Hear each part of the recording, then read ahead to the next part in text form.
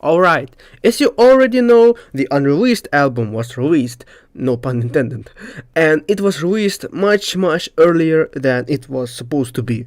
The release date was December 1st. Actual releases October 1st. 2 months less than it was planned. Damn, I love our Incredibox team. They never disappoint us. Unlike some AAA companies, they never delay stuff and make false release dates. Instead, they do it much earlier than it was planned. Let me remind you about Unreleased, but today we're gonna be talking about different stuff. Today will be a review on the Unreleased album. I will tell you what I think about it and was it great. Let's start. What I think about this album in general. I actually thought that the vibe would be kinda similar to the 10th anniversary. Familiar melodies, lyrics and samples. In some way there were some similarities, but this album feels more like original Incredibox albums, especially my favorite one, Ages. It actually can compete with his original works, and despite me being a big metalhead, I really adore his music. I still need to contact him about the CD albums that I ordered a long time ago. We got a lot of issues with delivering for almost 2 years. Now we're gonna talk about each track on this album, and I will tell my opinion about them.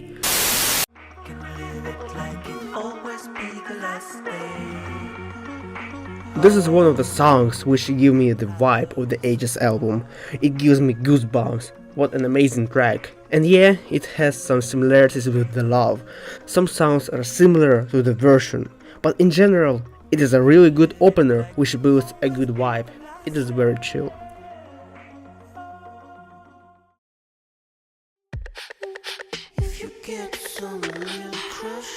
Not gonna lie, sometimes this track feels a little bit cringy, especially with the lyrics. It felt like a typical pop music, but that was only at the beginning. After it was much better. Also, I really like this melody that he sings. But this track doesn't feel like a track from Brazil. Maybe originally fifth version wasn't related to Brazil theme. I don't know.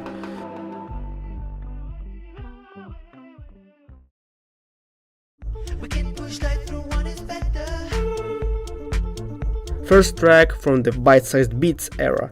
This one would actually fit the style of the Incredibox, but maybe they scrapped it because it sounds very similar to The Love.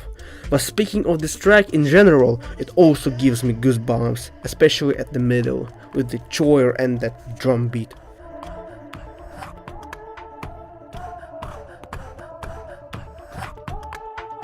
And holy shit, the chorus is a banger!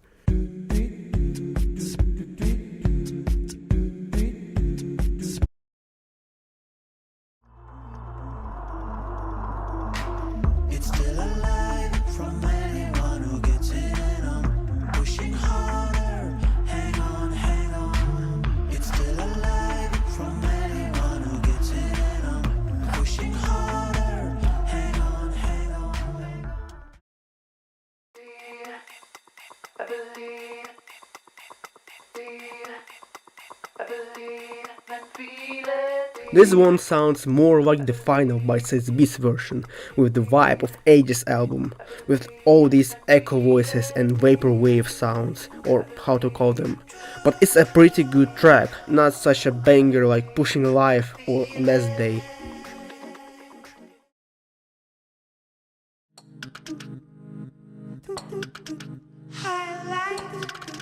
Personally, my least favorite track on this album. It feels very weird and doesn't have really good melodies.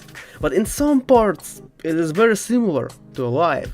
For example, the intro and the whoop sound. Of course, they had to add it. It is legendary.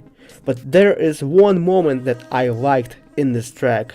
It's when Polo has some kind of a rap speech. It was quite dope. If you stay in the light, too much time but no fight, then you'll see over and over the line, anything can be your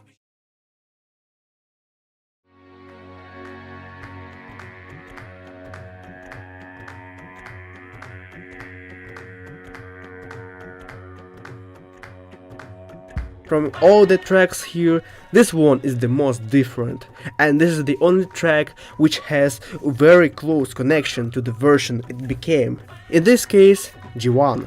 It is very similar to what we have in original version.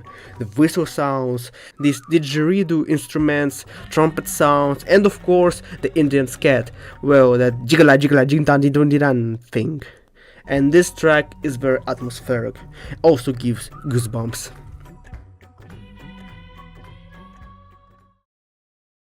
And now we move on to dystopia related tracks.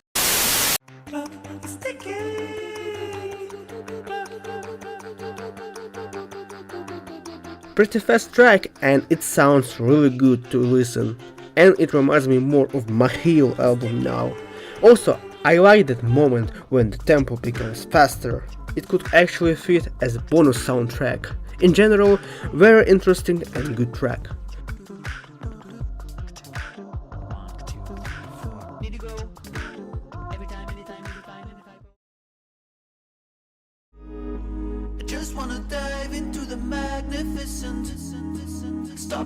The longest track on the album, 4 minutes and 20 seconds.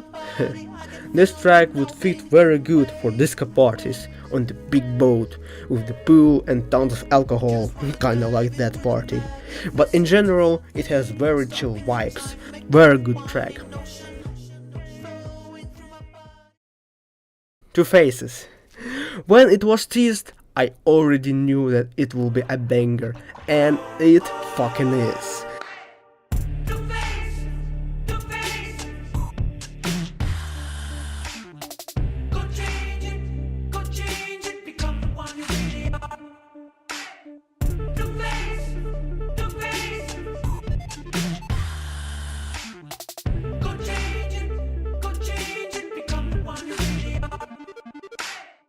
That intro, that chorus, the song itself, the melodies, and the drop.